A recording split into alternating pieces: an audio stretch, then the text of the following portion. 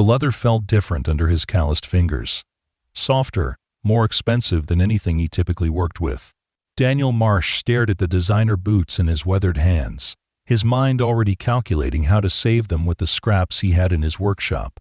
He didn't know that across from him, Alessandra Valentini was watching his every move through eyes that had evaluated craftsmen in Milan, Paris, and New York. He didn't know that his humble repair was about to change both their lives forever. As he reached for his ancient tools, passed down through generations, he had no idea that the woman in his farmhouse kitchen was about to offer him something that would save not just his family's land, but perhaps their entire rural community. Before we carry on, please hit the subscribe button to make my day, and let me know where you are watching from in the comments. The morning had begun like any other for Daniel. He had risen before dawn, the autumn air crisp against his face, as he stepped onto the porch of the farmhouse that had belonged to his family for 4 generations. The wood beneath his feet creaked in familiar places, protesting against the weight of a man who had walked the same board since childhood. At 42, Daniel's face was a roadmap of hardship, etched with lines that told stories of drought, years, failed crops, and the constant struggle to keep the bank at bay. The farm sprawled across 200 acres of what had once been prime Nebraska soil, but years of industrial farming in the surrounding area had depleted much of the land's natural vitality. Daniel had switched to organic methods 5 years ago, a desperate gamble to save his livelihood by catering to the growing market of conscious consumers, but the transition had been costly. Now, with the bank threatening foreclosure, he had just 3 months to come up with a payment that seemed impossible. He moved through his morning chores mechanically, feeding the small herd of cattle that represented his latest attempt at diversification, checking on the winter wheat that was his main hope for spring income. His hands, permanently stained with soil and calloused from years of labor, moved with practiced efficiency. There was comfort in the routine, a momentary escape from the constant worry that had become his unwelcome companion. Inside the farmhouse, his 16-year-old daughter, Maya, was preparing breakfast. Since his wife Laura's death from cancer 3 years ago, Maya had taken on responsibilities far beyond her years. Daniel watched through the window as she moved around the kitchen, her dark hair pulled back in a practical ponytail, her movements mirroring her mother's so closely that it sometimes made his chest ache with grief and pride in equal measure. "Dad," Maya called as he stepped inside, stamping the mud from his boots on the mat by the door. "There's coffee, and I made oatmeal." Daniel smiled at her, trying to keep the weariness from his expression. "Looks good, sweetheart. Did you finish that essay for school?" Maya nodded, setting a steaming bowl in front of him. "Until 3 in the morning. But Mr. Patterson said it could help with my college application, so—" The unspoken worry hung between them. College was another expense that loomed on the horizon, another dream that seemed to be slipping away with each overdue notice that arrived in their mailbox. They ate in comfortable silence, the kind that develops between people who understand each other's rhythms. Maya glanced at the window as the sky brightened, revealing heady clouds that promised rain. "Think that storm will hit today?" she asked. Daniel followed her gaze. "Hope so. The winter wheat could use it." He didn't mention that the roof of the barn had been leaking, and a heavy rain might do more harm than good to their equipment. One problem at a time was all he could manage these days. After breakfast, Maya left for school, her second-hand truck sputtering to life after 3 attempts. Daniel watched her drive down the long dirt road that connected their farm to the main highway, feeling the familiar twist of guilt. She deserved better than this constant struggle, better than patched clothes and a truck that might break down at any moment. He was heading to the barn to work on that leak when he heard the unfamiliar sound of an approaching vehicle. Visitors were rare on the farm, especially on weekday mornings. The sleek black SUV that appeared on his driveway looked comically out of place against the weathered buildings and muddy yard. Daniel stood waiting, a slight frown creasing his brow as the vehicle came to a stop. When the driver's door opened, he was surprised to see a woman emerge. She was clearly not from around here. Her clothing alone told him that. A camel-colored coat that looked soft enough to have cost more than his monthly mortgage payment, slim-fitting dark jeans, and boots that were unmistakably expensive despite being simply styled. "Hello?" she called, navigating the muddy ground with careful steps. "I'm so sorry to intrude. I've had a bit of a situation with my car." As she came closer, Daniel could see that she was perhaps in her late 30s, with sharp features, softened by warm brown eyes, and a hesitant smile. Her dark hair was pulled back in a sleek knot at the nape of her neck, and there was something in her bearing that spoke of confidence, despite her current predicament. "What kind of situation?" Daniel asked, already mentally cataloging the limited mechanical knowledge he possessed. "It's not the car itself," she explained, gesturing toward the SUV. "I rented it at the airport in Omaha. The problem is, I'm completely lost. My GPS kept redirecting me down these back roads, and then I hit something. A branch, I think, and now, She gestured downward, and Daniel's eyes followed to her feet. One of her boots had a long tear along the side seam, the fine leather gaping open to reveal the lining inside. "These are the only shoes I brought with me," she continued, sounding genuinely distressed. "I know it's a silly problem, but I have meetings later today, and I can't exactly show up like this." Daniel studied the damaged boot. "I might be able to help with that, actually." The woman looked at him with surprise. "Really? You're a cobbler?" A small smile touched Daniel's lips. "No, ma'am. I'm a farmer. But on a farm, you learn to fix things yourself, or they don't get fixed at all." She considered this, then nodded. "I'm Alessandra, by the way. Alessandra Valentini." "Daniel Marsh," he replied, extending a hand that he quickly withdrew to wipe on his jeans before offering it again. "Sorry about that." Alessandra took his hand without hesitation, her grip firmer than he'd expected. "Not at all. I'm the one who should be apologizing for intruding on your morning." "Come on inside," Daniel said, gesturing toward the farmhouse. "I've got some tools and materials in my workshop that might work for those boots. Then we can figure out where you're trying to get to." Alessandra followed him, her eyes taking in the farm with open curiosity. Daniel was suddenly conscious of the peeling paint on the house, the sagging fence line, all the repairs he'd been postponing as money grew tighter. "You have a beautiful property," she said, as they reached the porch. "How long have you been farming here?" "It's been in my family for 4 generations, Daniel replied, holding the door for her. "My great-grandfather built this house in 1926. Inside, the farmhouse was modestly furnished, but clean and well-kept. Daniel led Alessandra through the living room, where faded photographs chronicled the farm's history alongside Maya's school achievements. "Is that your daughter?" Alessandra asked, pausing to look at a recent photo of Maya sitting on the fence, with a blue ribbon pinned to her shirt, a prize heifer standing beside her. Daniel nodded, feeling the familiar surge of pride. "Maya. She's 16 now. That was taken at the county fair last summer.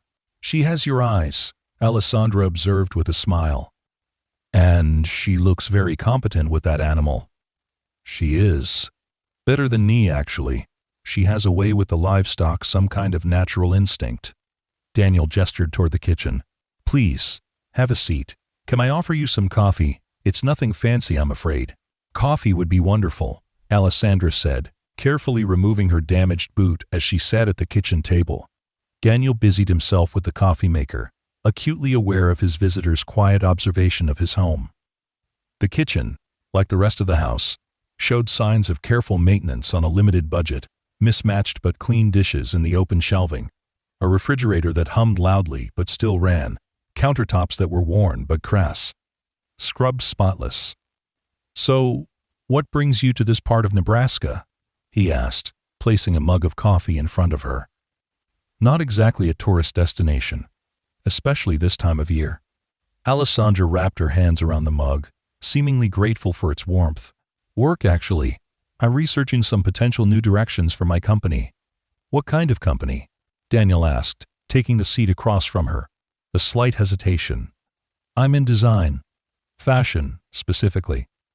Daniel raised an eyebrow but didn't comment. It explained the quality of her clothing, and the boots that now sat on his kitchen table. "And that research brought you to rural Nebraska?" "In a roundabout way," she admitted. "I'm interested in authentic American craftsmanship, the kind of skills that get passed down through generations, but are disappearing in the age of mass production. She gestured toward him, like knowing how to repair leather boots when you're actually a farmer by trade.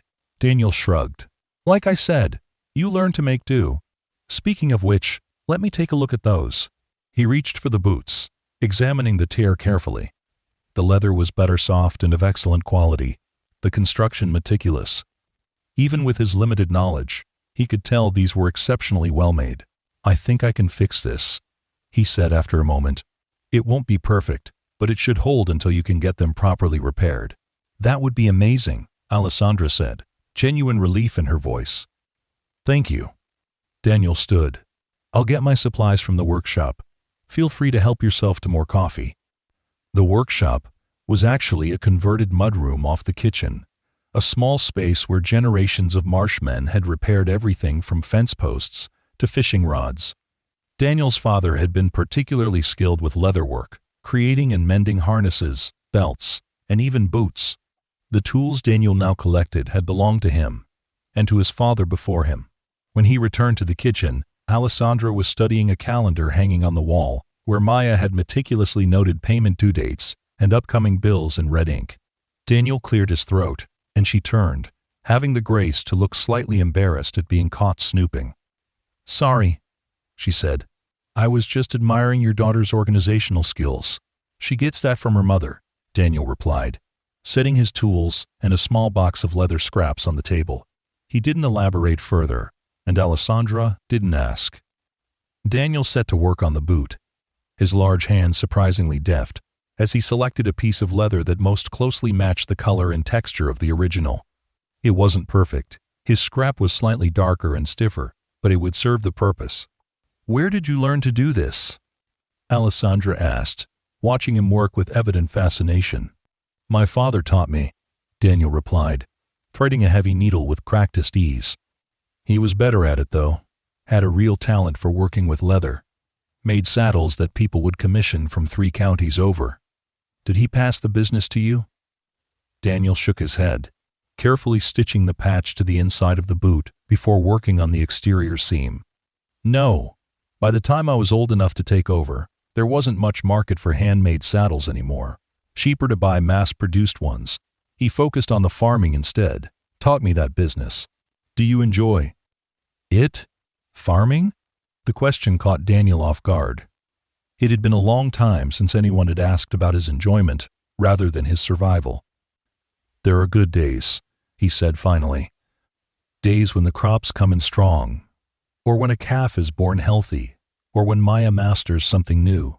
Those days, yes. I enjoy it very much. And the other days? Alessandra pressed gently. Daniel's hands stilled for a moment before resuming their steady work.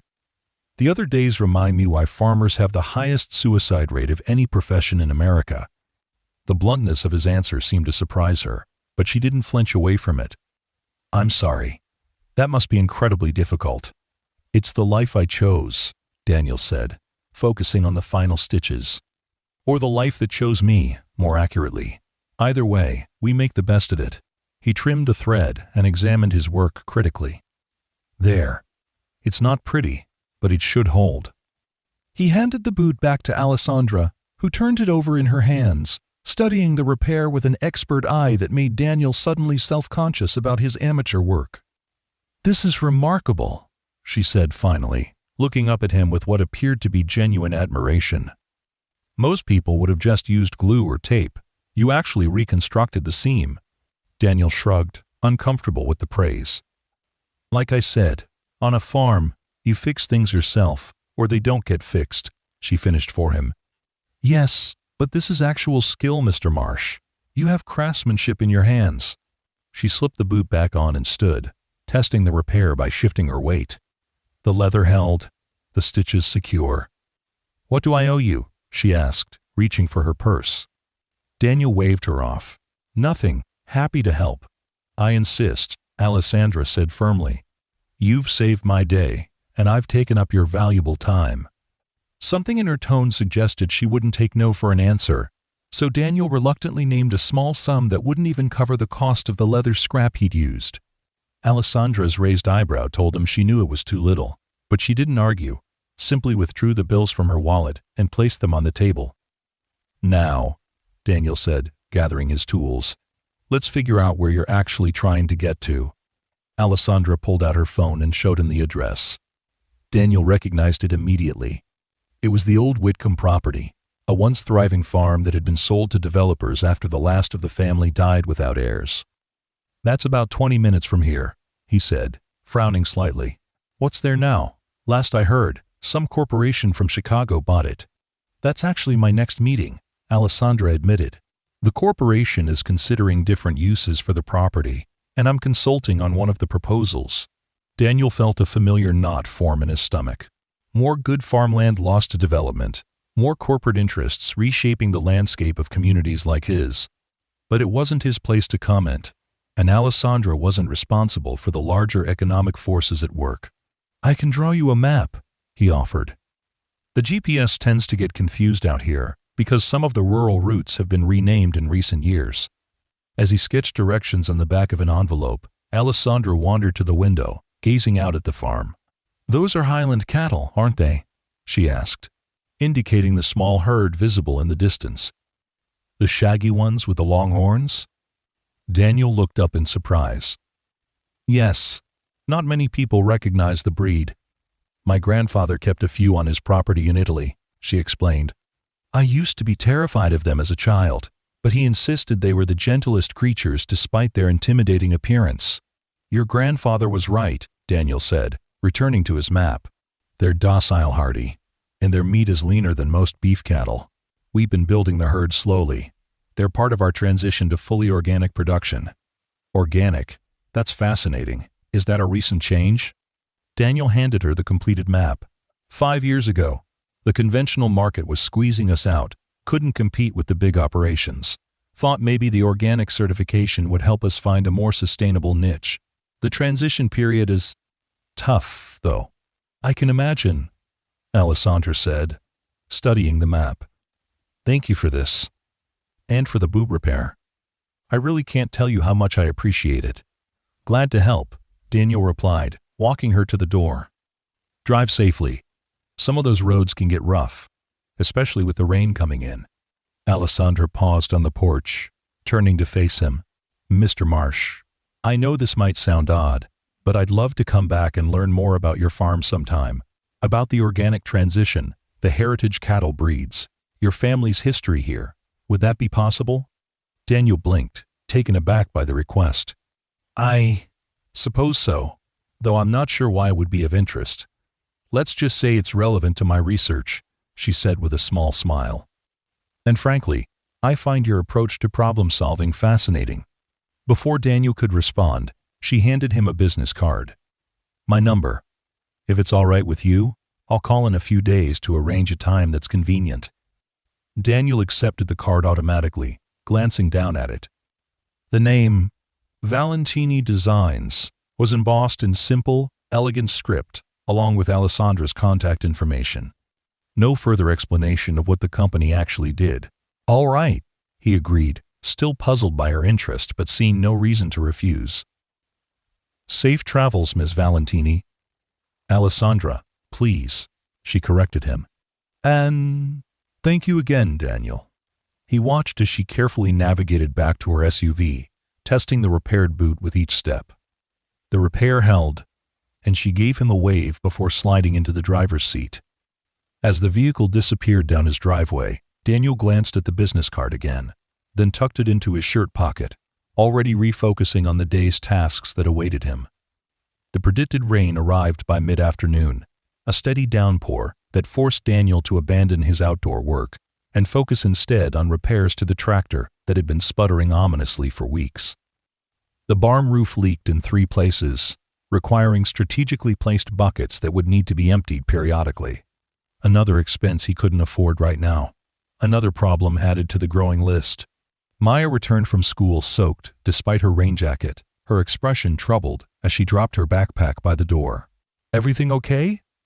Daniel asked, looking up from the bills spread across the kitchen table. Maya hesitated, then pulled a crumpled paper from her pocket. "College application fee waivers. Mrs. Hernandez helped me apply for them." Daniel felt the familiar twist of shame. His daughter shouldn't have to seek charity to pursue her education. That's good thinking, he said carefully. Smart to use all the resources available. Maya nodded, but her eyes drifted to the papers on the table. How bad is it? Daniel considered lying, then thought better of it. Maya was perceptive and deserved honesty. We're behind on the equipment loan. Bank gave us an extension, but if we can't make the payment by the end of the year. He let the sentence hang unfinished. They both knew what it meant. I could defer college, Maya said, the words coming out in a rush, as if she'd been considering them for some time. Work for a year or two first. Save up some money. Absolutely not, Daniel said firmly. Your education comes first. We'll figure something out. Maya looked like she wanted to argue, but instead moved to the refrigerator, assessing its meager contents. Stew again tonight? Sounds perfect for a rainy day, Daniel agreed, grateful for the change in subject. As they worked together preparing dinner, Daniel found himself thinking about Alessandra Valentini and her unexpected visit. There was something about her that didn't quite add up. A fashion designer researching in rural Nebraska, interested in his struggling farm and amateur leather repairs. Someone stopped by today, he mentioned casually, as Maya chopped vegetables. Got lost on her way to the old Whitcomb place. Had a tear in her boot that I fixed for her. That was nice of you, Maya said absently, focused on her task. She works in fashion design apparently. Said she might come back. Wants to learn more about the farm. That caught Maya's attention. A fashion designer? Here? Why? Said something about researching American craftsmanship. I'm not sure I believe that's the whole story, but she seemed genuine enough. Maya gave him a sidelong glance. Was she pretty? Maya, Daniel protested, feeling his ears warm slightly. That's not relevant. His daughter grinned, the expression lighting up her face in a way that reminded him painfully of Laura. So that's a yes. Daniel shook his head, refusing to be baited. She was elegant, professional, and very out of place on our muddy farm in her expensive clothes. But she's coming back. She said she might. Gave me her card. Daniel pulled it from his pocket and handed it to Maya, who studied it with interest. Valentini Designs, she read aloud. Sounds fancy. She handed the card back. You should look her up online. Daniel raised an eyebrow. Why would I do that? Because normal people Google other people, Dad, especially mysterious fashion designers who randomly show up at their farms. I'm not sure normal is the word I'd use for invading someone's privacy, Daniel countered. But Maya was already reaching for her laptop. It's not invasion, it's research, she corrected, opening the computer. If she has a business, she wants people to find it online. That's the whole point of having a web presence. Before Daniel could object further, Maya had typed the name into the search engine. Her eyes widened almost immediately. Dad, she said slowly, do you know who fixed a boot for today? Something in her tone made Daniel set down the pot he was holding. Apparently not. Maya turned the laptop to face him. On the screen was a sleek website featuring minimalist designs and striking images. The About page showed a professional photograph of Alessandra Valentini, looking even more polished than she had in his kitchen, standing in what appeared to be a high-end studio space. Alessandra Valentini, Maya read aloud. Founder and creative director of Valentini Designs, has been recognized as one of the most innovative voices in sustainable luxury fashion. Her work has been featured in Vogue, Elle, and Harper's Bazaar, and is by worn by celebrities including She let out a low whistle at the names that followed. Daniel stared at the screen, trying to reconcile the woman on his farm with the successful business owner described in the glowing text. I don't understand, he said finally. What would someone like her want with our farm? Maya scrolled further down the page. Listen to this.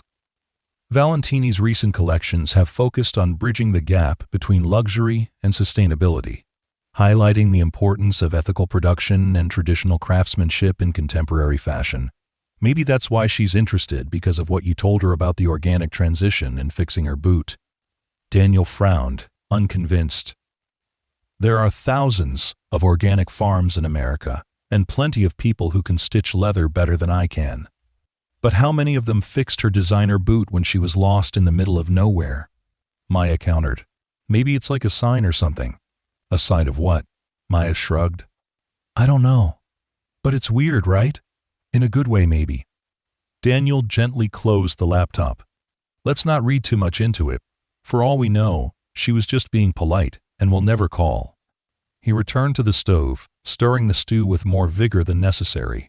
Besides, we've got more important things to worry about than fashion designers who stumble onto our property. But despite his dismissive words, Daniel found himself thinking about Alessandra throughout the evening.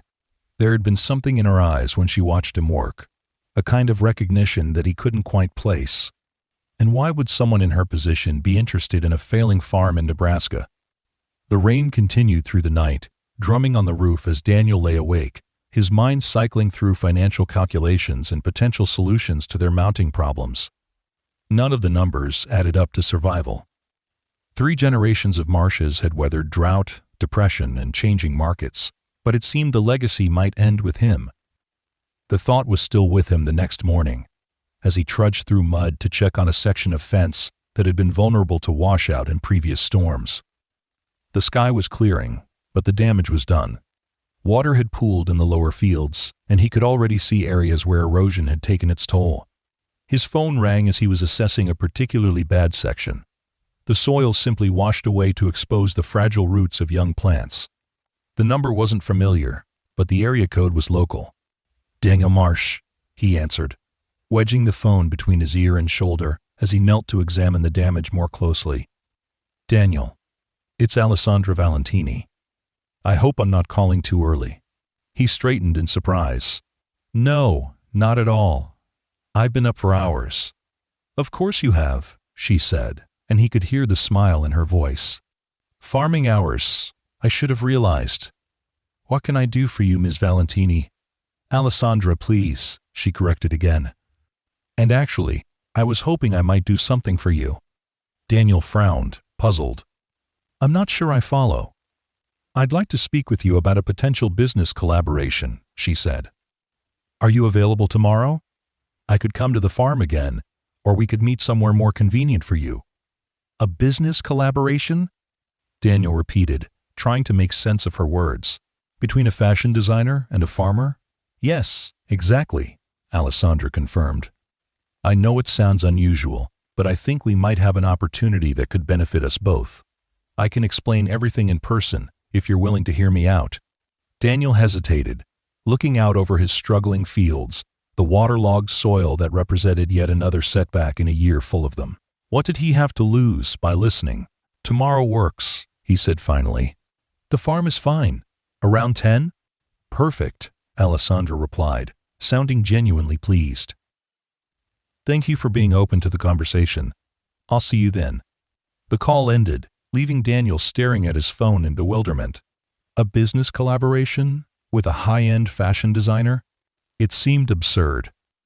And yet, a small, persistent voice in the back of his mind whispered that perhaps this was the unexpected opportunity they had been praying for.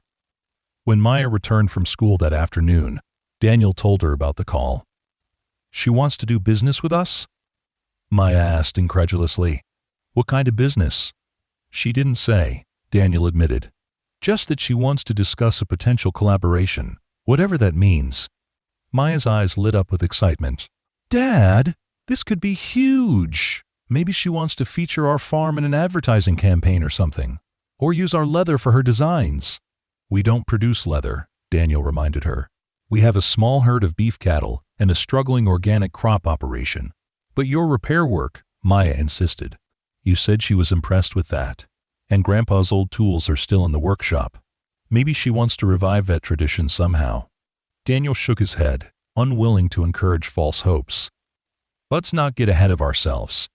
For all we know, she wants to buy the property for some kind of fashion retreat and turn the farmhouse into a boutique hotel.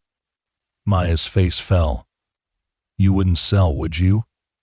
Not if there's any other option, Daniel assured her quickly. This land stays in the family as long as I have breath in my body. But we need to be realistic about our situation. The doubt must have shown on his face, because Maya reached across the table to squeeze his hand. "We'll figure it out, Dad. We always do." Daniel squeezed back, wishing he shared her confidence.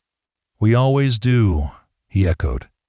That night, after Maya had gone to bed, Daniel found himself in the small workshop, running his hands over the tools his father had used with such skill. The leather punches, the awls, the specialized needles all arranged exactly as they had been when he was a boy, watching his father create beautiful, functional pieces from raw materials. He picked up a half-finished belt that had been one of his father's last projects, abandoned when his health began to fail. The leather was still supple, the craftsmanship evident in every stitch. Daniel had never completed it, partly out of respect for his father's work, and partly because he knew his own skills fell short. What would his father make of this situation? A fashion designer interested in their failing farm, in the craftsmanship that had been passed down but never fully realized in the next generation? Would he see opportunity where Daniel saw only confusion? Daniel returned the belt to its place and closed the workshop door, his mind no clearer than before. The next morning, Daniel found himself making unusual preparations for Alessandra's visit. He swept the porch, cleared the kitchen table of bills, and even changed into a newer shirt after completing the morning chores. Maya noticed the extra efforts as she prepared to leave for school. "Trying to impress the fashion designer?" she teased, grabbing an apple from the fruit bowl. Daniel flushed slightly. "Just being hospitable," he countered. "And it's a business meeting, apparently." Maya grinned. "Sure, Dad. That's why you're wearing the good shirt." Before he could respond, she was out the door, calling over her shoulder, "Text me if she offers us $1 million. Alessandra arrived precisely at 10, the black SUV now accompanied by a second vehicle, a sleek silver sedan driven by a young man who remained with the car while Alessandra approached the house. Today she was dressed more practically, though no less elegantly. Dark jeans, sturdy ankle boots, and a soft sweater under a waxed cotton jacket that managed to look both functional and fashionable. Her hair was loosely tied back, and she carried a leather portfolio that looked handcrafted and expensive. "Good morning," she called, her smile genuine as Daniel met her on the porch. "Thank you for agreeing to this meeting." "Of course," Daniel replied, gesturing toward the kitchen. "Would you like coffee?" "That would be wonderful," Alessandra said, following him inside. As they entered the kitchen, she nodded toward the window. "If it's all right with you, I'd love a tour of the farm at some point, to better understand your operation." Daniel gave her a bemused look as he prepared the coffee. "You still haven't told me what kind of collaboration you're proposing that would require understanding our operation." Alessandra accepted the mug he offered and took a seat at the table. "You're right, and I apologize for being mysterious. Let me explain." She opened her portfolio and removed several glossy photographs, spreading them across the table. They showed models wearing streamlined, elegant clothing made from what appeared to be high-quality natural materials. Unlike typical fashion photography, these images had an earthy, authentic quality. The models posed in natural settings with minimal makeup, their expressions thoughtful rather than vacant. "This is my latest collection," Alessandra explained. "Handcrafted, sustainably produced luxury items made from organic materials. The theme is return to source, celebrating the connection between maker, material, and wearer." Daniel studied the images with genuine appreciation. Even to his untrained eye, the craftsmanship was evident in every piece. "They're beautiful," he said honestly, "but I'm still not seeing the connection to my farm." Alessandra took a deep breath. "For the past several years, I've been moving my brand in a more sustainable direction.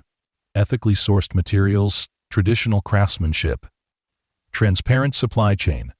It's been successful in a market segment that values authenticity and is willing to pay a premium for it." End quote.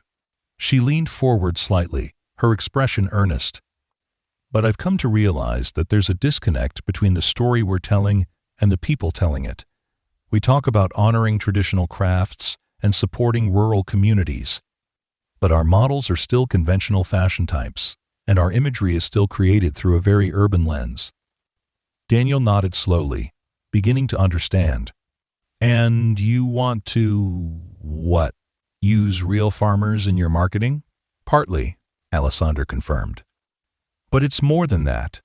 I want to create a capsule collection that truly honors American agricultural tradition.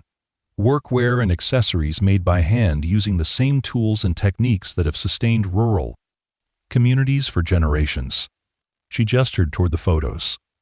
And, yes, I want to feature the actual makers in the campaign, people who embody the values of craftsmanship, sustainability, and connection to the land. People like me, Daniel said, the realization dawning. Exactly, Alessandra replied, watching his face carefully. When I saw you repair my boot yesterday, the care you took, the way you selected just the right material, the skill in your hands, I knew instantly that you embodied everything I've been trying to capture in this new direction. Daniel sat back in his chair, momentarily speechless. Of all the scenarios he had imagined, this wasn't one of them. Ms. Valentini? Alessandra, she corrected automatically. Alessandra, he amended. I'm flattered, but I think you're barking up the wrong tree. I'm not a craftsman or an artisan. I'm just a farmer who knows some basic repair skills. And I'm certainly not a model. You're underestimating yourself. You, Alessandra said firmly. Those basic repair skills represent exactly the kind of authentic craftsmanship that's being lost in our mass-produced world. And, as for not being a model, that's precisely the point. I don't want models. I want real people with real connections to the work. Daniel shook his head, still struggling to process her proposal.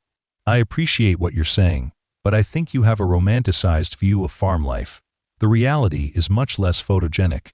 It's debt and drought and 18-hour days that still might not be enough to save this place. Something shifted in Alessandra's expression, a softening that suggested his words had struck a chord. I understand that more than you might think, she said quietly. My grandfather was a farmer in Tuscany.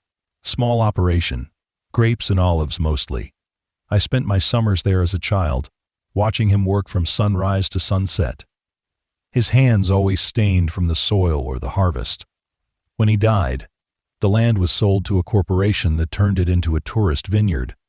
The house where my family had lived for generations became a gift shop.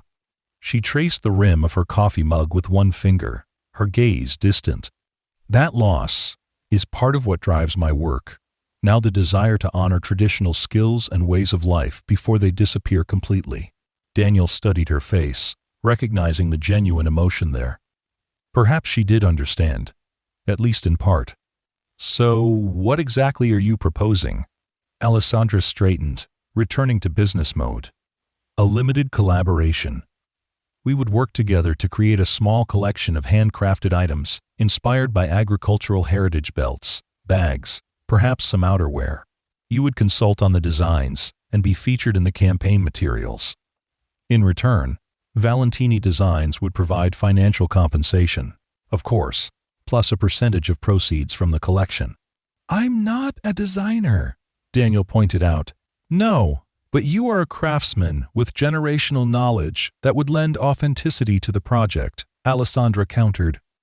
And your perspective as a working farmer would be invaluable in creating pieces that honor the practical traditions they're inspired by. Daniel frowned, still skeptical. And you think people will pay luxury prices for things inspired by farm work? Without question, Alessandra said confidently. There's a growing market of consumers who value authenticity, sustainability, and craftsmanship. They want products with meaning and history, made by real people rather than faceless corporations. She smiled slightly. The irony isn't lost on me selling expensive goods inspired by necessary work to people who will never know that kind of labor. But if it preserves traditional skills and supports the communities that still practice them, I can live with that contradiction. Daniel fell silent, considering her words. The proposal was so far outside his experience that he hardly knew how to evaluate it. And yet, the practical side of his mind couldn't help calculating what such a collaboration might mean financially for the farm, for Maya's college fund, for their future. I'd need to think about it, he said finally, and discuss it with my daughter. This affects her too. Of course, Alessandra agreed immediately. Take all the time you need. In the meantime, would that tour still be possible? I'd like to understand your operation better, regardless of your decision. Daniel nodded, grateful for the shift in focus. Sure. We can start with the barn. As they walked the property, Daniel found himself seeing the farm through new eyes. What had become simply functional spaces to him, the workshop with its generations of tools, the barn with its patchwork repairs, the fields with their careful crop rotation, Alessandra viewed with genuine interest and appreciation. She asked intelligent questions about his organic transition, took photos of weathered wood and rusted metal with artistic deliberation, and listened attentively as he explained the challenges and rewards of their Highland cattle operation. "They're magnificent animals," she commented, as they approached the pasture where the shaggy beasts grazed peacefully, their impressive horns gleaming in the midday sun. "So distinctive." "They're well suited to this climate," Daniel explained, leaning against the fence. "Hardy, good mothers, efficient at converting grass to meat. The initial investment was steep, but they're proving to be a good decision in the long run." "Like going organic," Alessandra observed. Daniel nodded. "Exactly. Both were gambles that the market would shift enough to make the investment worthwhile." "Has it?" "Then worthwhile, I mean." He sighed, gazing out at the herd. "The jury's still out. We're building a customer base for the beef local restaurants, some direct-to-consumer sales. The organic crops fetch better prices, but the yields are lower during the transition, and the certification process is expensive and bureaucratic." "What made you decide to make the change?" Alessandra asked. "It seems like a significant risk." Daniel was quiet for a moment, considering how much to share with this virtual stranger. Something about her attentive silence encouraged honesty. "My wife, Laura, got sick 5 years ago," he said finally. "Cancer. The doctors couldn't say for sure what caused it, but there's research linking certain agricultural chemicals to increased cancer rates in farming communities." He gestured toward the fields. "We've been using those chemicals for decades, just like everyone else. Following the recommendations, the best practices." Understanding dawned in Alessandra's eyes. "So the organic transition was personal." "Very," Daniel confirmed. "Laura didn't live to see it completed. But she believed in it. Believed we had a responsibility to the land and to the people who eat what we grow." He managed a small smile. "She was always the idealist between us. I'm more of a pragmatist. But on this, we agreed completely." "I'm sorry for your loss," Alessandra said quietly. "She sounds like a remarkable woman." She was. Daniel straightened, ready to move on from the painful subject. "The workshop is this way, if you'd like to see it." The small room off the kitchen held Alessandra's attention longer than anywhere else on the farm. She examined each tool with careful interest, asking about its function and history. When Daniel explained that most had belonged to his father and grandfather, she nodded as if confirming something to herself. "And these projects?" she asked, indicating the half-finished belt and several other leather items in various stages of completion. "My father's, mostly," Daniel admitted. "He did leather work as a side business and a hobby. I never took it up properly, just learned enough for repairs and necessary work around the farm."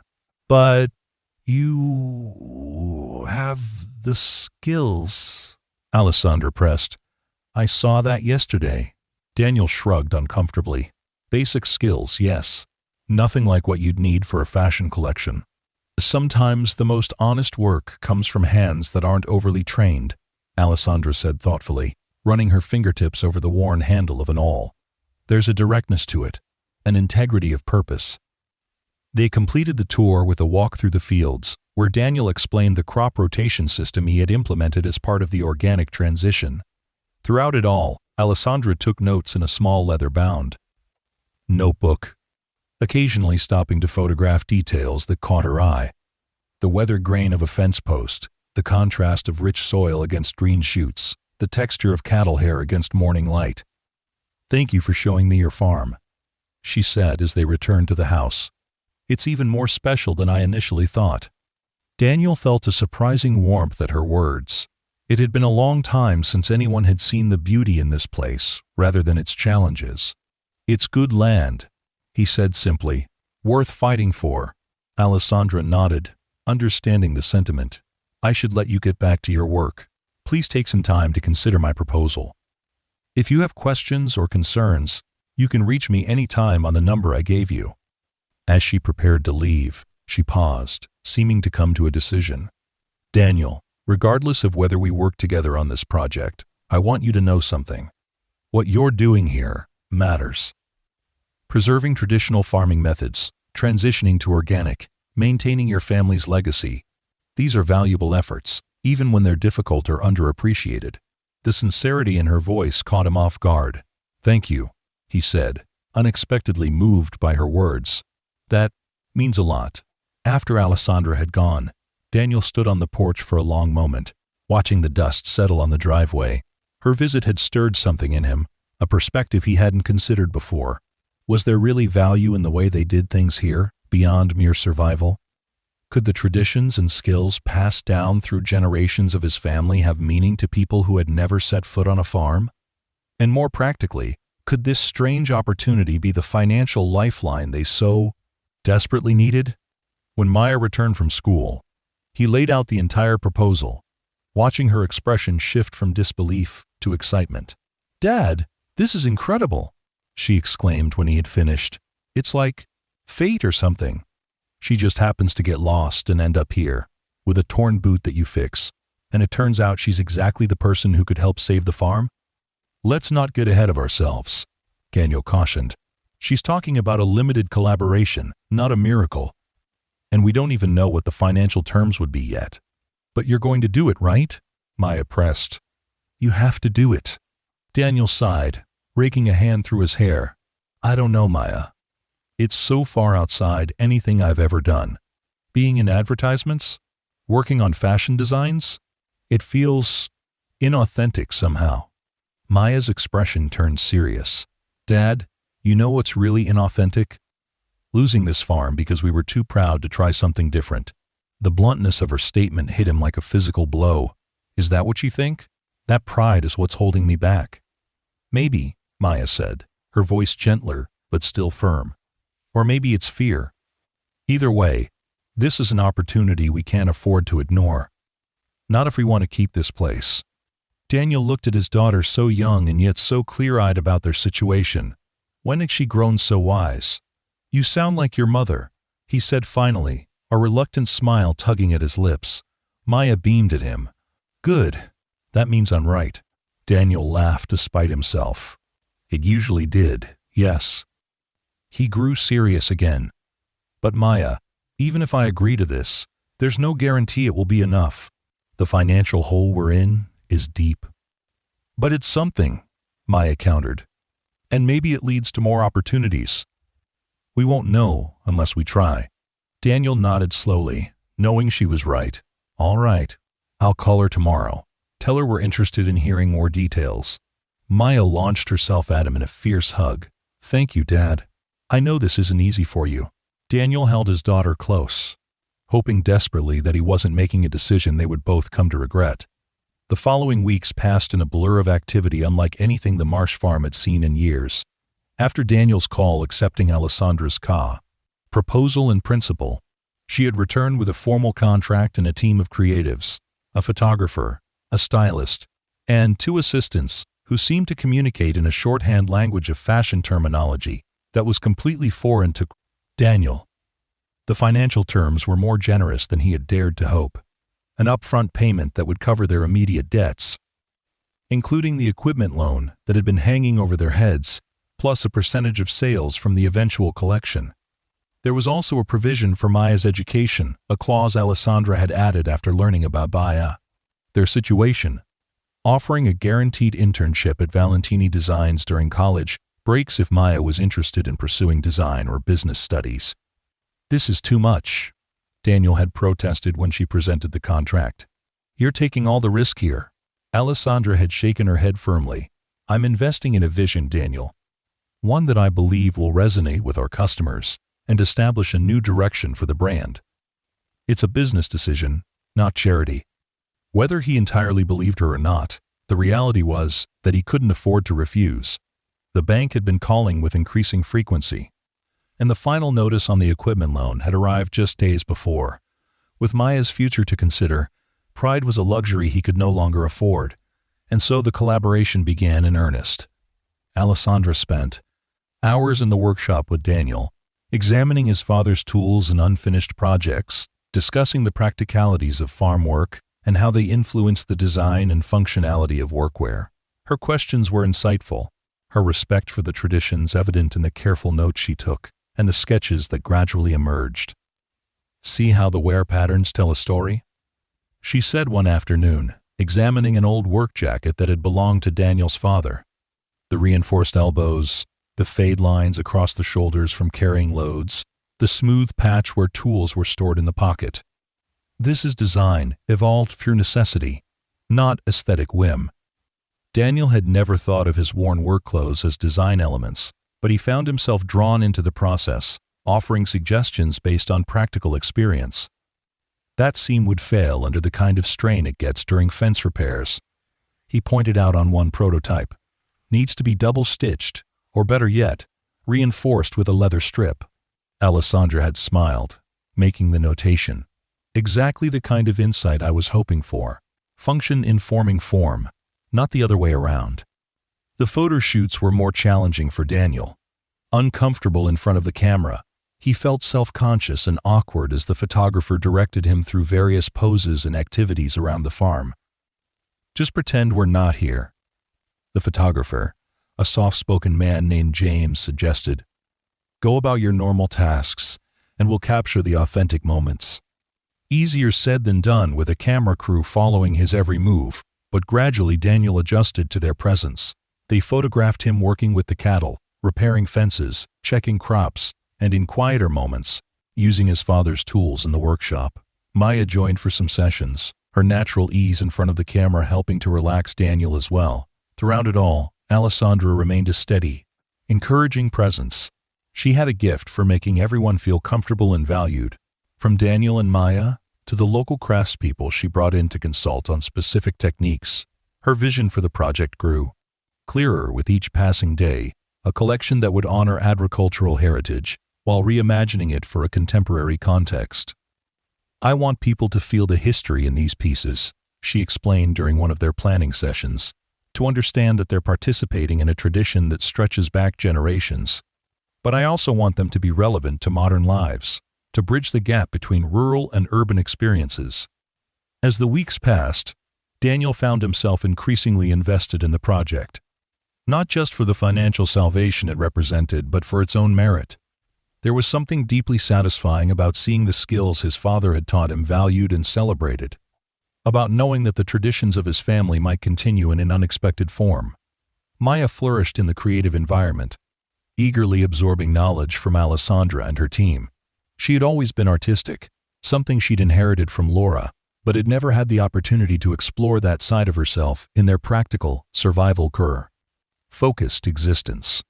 "She has a real eye for this," Alessandra commented one evening as they watched Maya discussing color palettes with the stylist. "A natural sense of composition and harmony." Daniel nodded, a mixture of pride and wistfulness washing over him. Her mother was the same way. Laura could look at a field of wildflowers and immediately know which ones would complement each other in an arrangement. "I never had that gift." "You have other gifts," Alessandra said simply. "Different ones, but equally valuable." There was something in her tone that made Daniel glance at her, catching an expression he couldn't quite read before she turned away. The relationship between them had shifted subtly over the weeks of collaboration. What had begun as a strictly professional arrangement had developed into something more complex. Not quite friendship, but a mutual respect and understanding that went beyond business. Daniel found himself noticing small details about Alessandra. The way she unconsciously tucked her hair behind her ear when concentrating, the quick, decisive movements of her hands when sketching, the genuine warmth of her rare, unguarded smiles. It was disconcerting. This awareness. He had not allowed himself to notice such things about any woman since Laura's death. The guilt was immediate and familiar, a sharp reminder of loss that had not dulled entirely despite the passing years. And yet, there was something about Alessandra that felt, not like a replacement, never that, but perhaps like a new chapter, a possibility he had not considered might exist for him. Whether she sensed any of this, he couldn't tell. Alessandra remained professional, focused on the project, though occasionally he would catch her watching him with an expression that suggested she too was seeing beyond their working relationship. The culmination of their efforts came 6 weeks after Alessandra's initial visit. When she arrived at the farm with the completed samples of the collection, the pieces were laid out carefully in the living room, a small but cohesive array of items that somehow managed to capture both the essence of agricultural tradition and the refined aesthetic of luxury fashion. There were belts hand-stitched with the same techniques Daniel's father had used, but in butter-soft leather with subtle, elegant hardware, work jackets inspired by vintage farmware but refined in their proportions and details, bags that echoed the practical design of feed sacks but executed in exceptional materials with impeccable craftsmanship. Most striking of all were the items that incorporated actual elements from the farm, a limited series of accessories made with leather patches that Daniel had repaired using his father's tools, each one unique and bearing the marks of his handiwork. "These are remarkable," Daniel said, running his fingers over a belt that featured one of his repair patches as a decorative element. "I never imagined something I fixed could become a design feature." "That's what this entire collection is about," Alessandra explained, watching his reaction closely. "Finding beauty in necessity, value in practicality." The Japanese have a concept called kintsugi, the art of repairing broken pottery with gold, celebrating the breaks rather than disguising them. These repairs tell a story of resilience and resourcefulness. They're something to be proud of, not hidden away. Maya was practically vibrating with excitement as she examined each piece. "These are going to be in real stores? With Dad's name on them?" "Better than that," Alessandra said with a smile. "They'll be featured in our flagship stores in New York, Paris, Tokyo, and Milan, with a special installation explaining the collaboration and showcasing the farm's history. And yes, your father's name will be prominently featured as collaborator and craftsman." Daniel shook his head in disbelief. It's hard to imagine people in those cities caring about a small farm in Nebraska. "You'd be surprised," Alessandra countered. "There's a hunger for authenticity, for connection to traditions and ways of life that feel increasingly remote in our digital world. This collection tells a story that resonates far beyond Nebraska." As they discussed the launch plans and marketing strategy, Daniel found himself experiencing a strange mixture of emotions. Pride in seeing his family's legacy honored in this unexpected way. Relief at the financial security the project had already provided. Anticipation for what the future might hold. And underneath it all, a quiet sadness at the knowledge that this collaboration would soon end. Alessandra and her team would return to their lives in New York, and the farm would be quiet again. Just him and Maya, continuing their daily routines. The thought was more painful than he had expected. That evening, after Maya had gone to bed, Daniel found Alessandra still awake, sitting on the porch swing and gazing up at Prasam. The clear night sky. "Can't sleep?" he asked, stepping outside with 2 cups of tea. She accepted one gratefully. "Different sounds than I'm used to. Or rather, different absences of sound. It's so quiet here at night." "Too quiet for a city person?" he asked, settling beside her on the swing.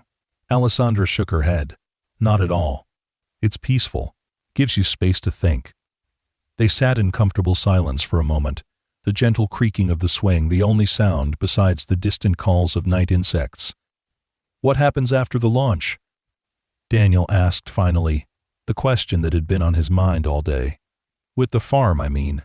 Alessandra turned to look at him. "That depends partly on how successful the collection is. If it performs as well as I expect, there could be opportunities for an expanded collaboration, perhaps incorporating more of the farm's story, developing new products. And if it doesn't perform well?" Her expression softened. "The terms we've agreed to stand regardless. The farm is secure, Daniel. You've done what you needed to do for Maya and for your family's legacy." He nodded, relief washing through him again at the confirmation. "Thank you for seeing value in what we do here, in the skills I never thought much about." "They're worth honoring," Alessandra said simply. "In my world, we talk constantly about craftsmanship and heritage, but too often it's just marketing language without substance. This project has meaning Because it's genuine. Because you are genuine. There was something in her voice that made Daniel look at her more closely.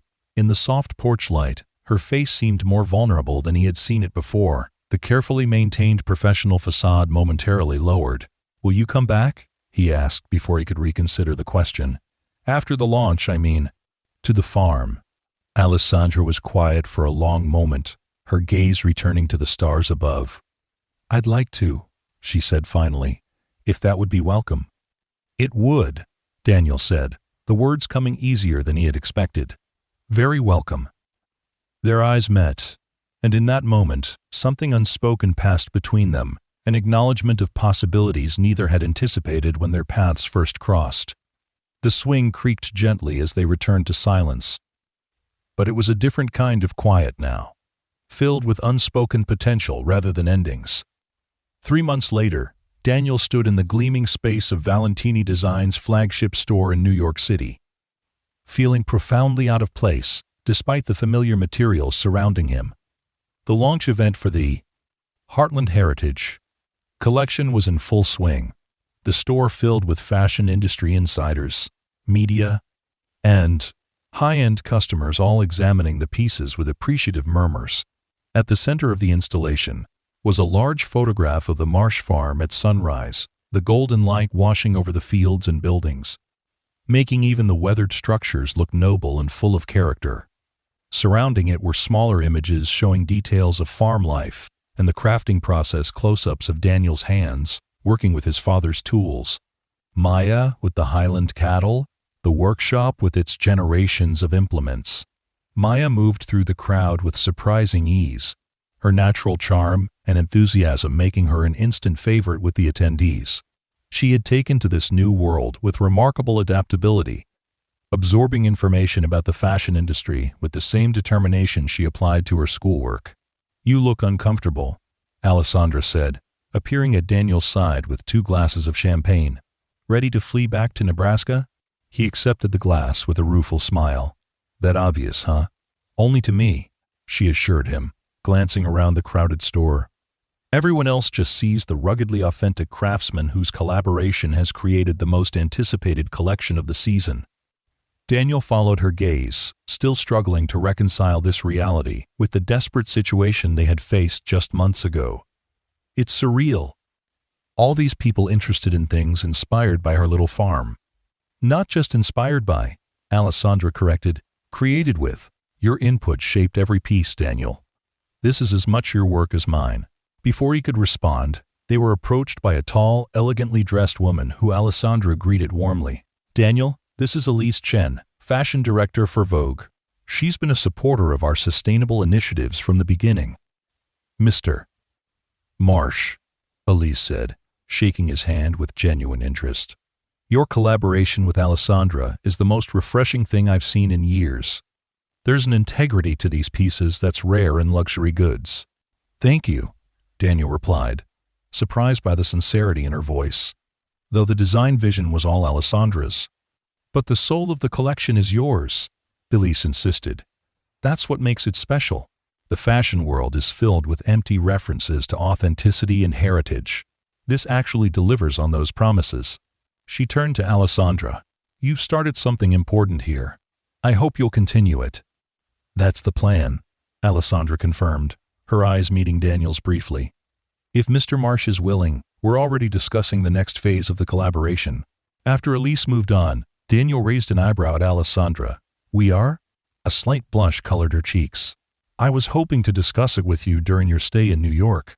There's been interest in expanding the concept to include more craftspeople from rural communities, a kind of collective that could provide sustainable income while preserving traditional skills." "With the Marsh farm as the flagship?"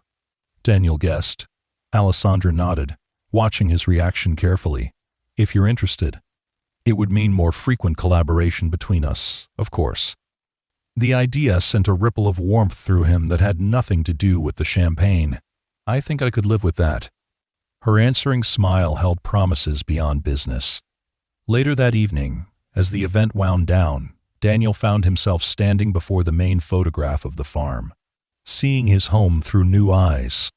What had once seemed like a burden, the isolation, the traditions, the the demanding physical labor, now appeared in a different light. A heritage worth preserving, skills worth celebrating. A legacy worth fighting for. Maya joined him, slipping her arm through his. It's weird seeing home like this, isn't it? Like it's special or something. It is special, Daniel said, the realization settling into certainty. It always was. We just needed someone else to help us see it. His gaze found Alessandra across the room, deep in conversation with a group of attendees, her hands moving expressively as she explained some aspect of the collection.